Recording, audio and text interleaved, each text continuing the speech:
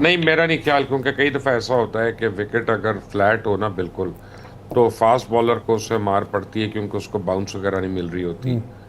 लेकिन जो ज़रा मीडियम पेसर्स होते हैं या मीडियम फास्ट होते हैं, वो उसी विकेट पे they can do well, they do better at times, जी। बिकॉज बॉल रुक के आती है फिर।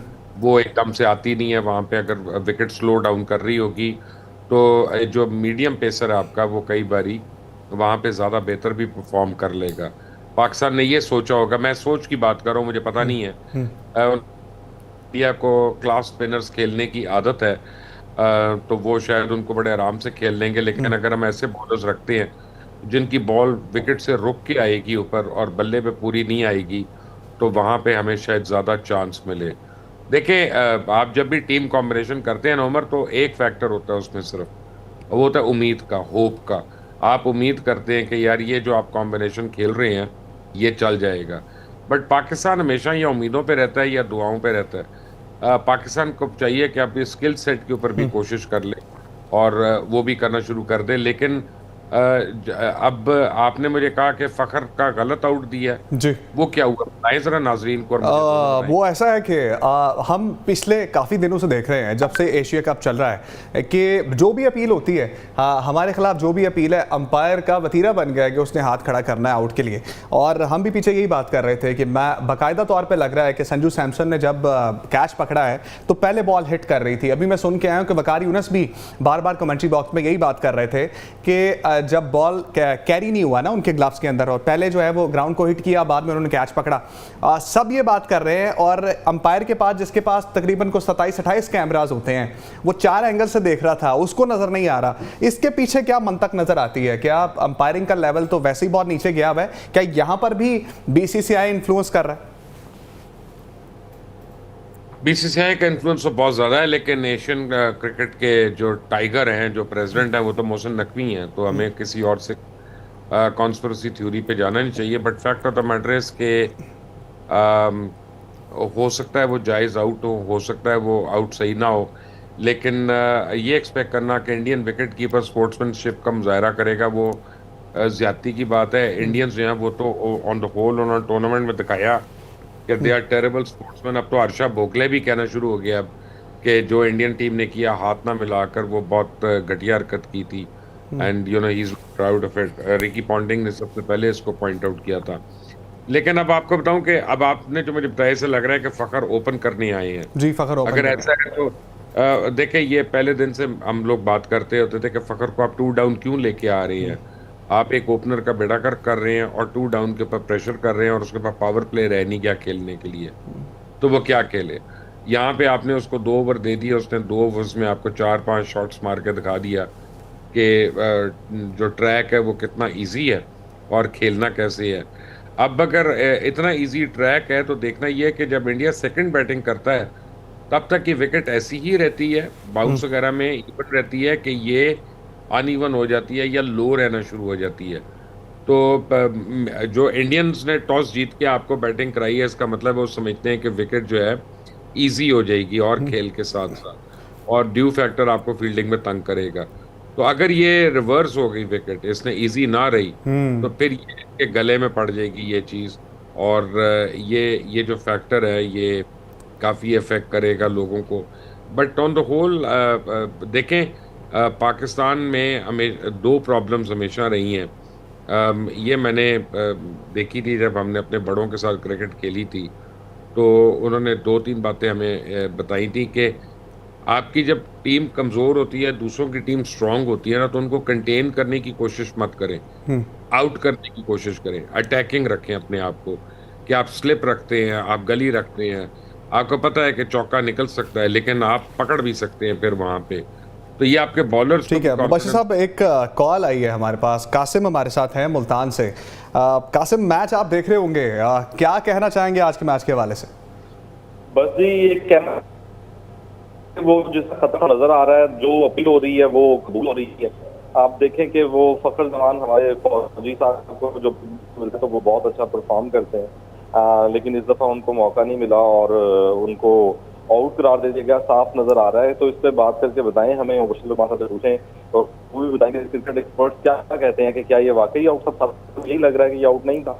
मुबशिर साहब, कासिम फ़खर ज़मान के आउट के हवाले से पूछना चाह रहे हैं। वो कह रहे हैं कि समझ नहीं आ रहा हमें कि फ़खर ज़मान का आउट दे दिया है। क्रिकेट एक्सपर्ट्स क्या कहते हैं आपके ख्याल में, क्या ये वाकई आउट था? असल में मैंने देखा नहीं है ना जी। मैं तो बैठा हूँ पोर्चुगल लिस्बन में इस वक्त बैठा हूँ।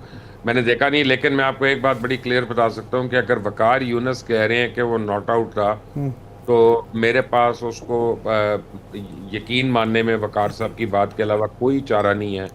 और मैं आपको कन्विक्शन से कह सकता हूँ कि फिर वो नॉट आउट थे। और ये इस पे मुझे बताएं कि क्यों नहीं पाकिस्तान रिव्यू में क्यों नहीं गया। ये भी तो एक बड़ी इंपॉर्टेंट बात। हम रिव्यू में गए थे मुबशिर साहब, और लेकिन वही हुआ कि थर्ड अंपायर के पास, मैंने जिस तरह कहा ना, 27-28 कैमरे होते हैं, 4 एंगल्स हैं, लेकिन उसने देख के भी आउट दिया। चले फिर आउट होगा, इसका मतलब है इतना भी नहीं होता जिंदगी में कि थर्ड अंपायर भी आपको गलत out they they. May be हम जिस एंगल से देख रहे हैं वो डिसेप्टिव एंगल है। ठीक है, अब let's play on the game, क्योंकि फखर के अलावा भी तो 10 लोग हैं, उन्होंने भी तो खेलना है। फखर ने ठीक है बड़ा अच्छा स्टार्ट दिया, बट दैट इज हिस्ट्री, वो आउट हो गए हैं। He is back in the Pavilion. अब आगे आने वाले क्या करते हैं। आज मैं आपको बताऊं कि बड़ा मेक और ब्रेक फैक्टर जो है ना, वो साइम अयूब का होगा कि साइम अयूब कितनी देर विकेट के ऊपर रहते हैं, और क्या अपना खोया हुआ कॉन्फिडेंस जो है वो वापस आता है उनका, कि रीगेन करते हैं कि नहीं करते। क्योंकि साइम अयूब जो है इज अ मैच विनर। अकेला एक बैट्समैन जो है वो मैच विनर हो सकता है। ऑन तौकीर हमारे साथ शकरगढ़ से मौजूद हैं। तौकीर, क्या कहना चाहेंगे? मैच आप देख रहे हैं और फ़खर ज़मान आउट हुए हैं, साहबजादा फरहान और साइम अयूब खेल रहे हैं। मैं बस ये कहना चाहूंगा कि आप अच्छी अच्छी बातें करें, लेकिन कोशिश करें कि इनको नजर ना लग जाए, ये ऐसे ही खेलते रहें और मैच करें। यार ये देखें फकीर, ये बताएं कि हमारी टीम है जिसको नजर भी लगती है और हमारी लगती है, ये दूसरों को नहीं लगती। अगर हम कहें कि यार वो विराट कोहली बड़ा अच्छा खेल रहा है, तो वो और अच्छा हो जाता है, उसको नजर नहीं लगती है।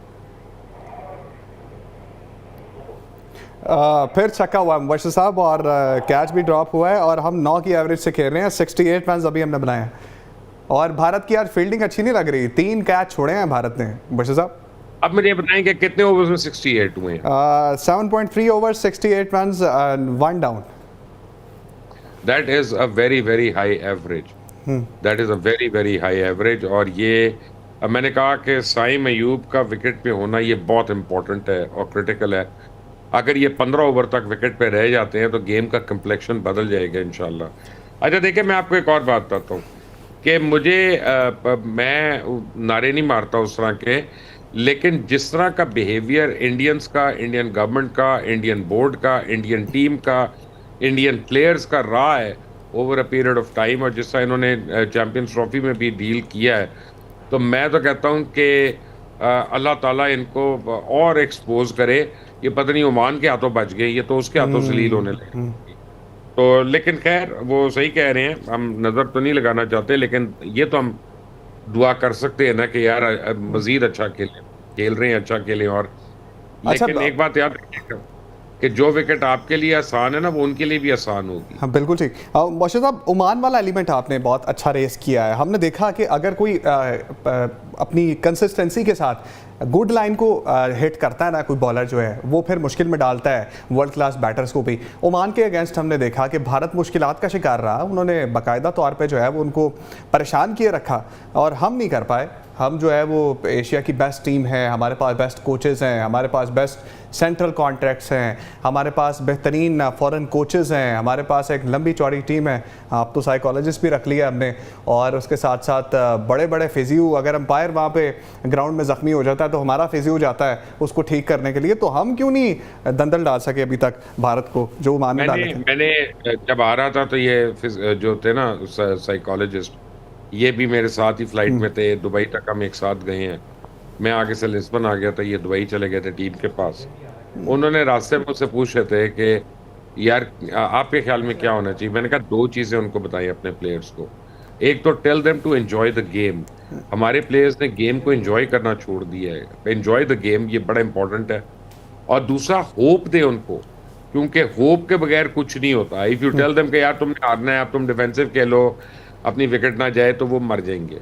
But if you give them hope that you can be heroes of this country for all the time to come, तो फिर वो टर्न अराउंड भी हो सकता है। तो आई होप कि उन्होंने काम किया। और जो आप मुझे अभी परफॉर्मेंस का बता रहे हैं, लगता तो यही है कि हमारे जो साइकोलॉजिस्ट साहब हैं, डॉक्टर साहब जो हैं, उन्होंने काम दिखाया है। ठीक है, अफजल हमारे साथ मौजूद है रावलपिंडी से। अफजल, एक और छक्का लग गया जी, साइम ने छक्का मार दिया एक और, पूरा मुंह पे और डाउन द ग्राउंड जाके छक्का मारा मुबशिर साहब। अफजल, पाकिस्तान की टीम अच्छा खेल रही है और 9.31 की एवरेज के साथ हम खेल रहे हैं। मुबशिर साहब से क्या पूछना चाहेंगे आज के मैच के हवाले से? जी अफजल, सुन पा रहे हैं मुझे? मैंने कहा जी, फखर को जो आउट दिया गया है वो गलत आउट दिया है, लेकिन अंपायर थर्ड ने जो फैसला किया है गलत किया था।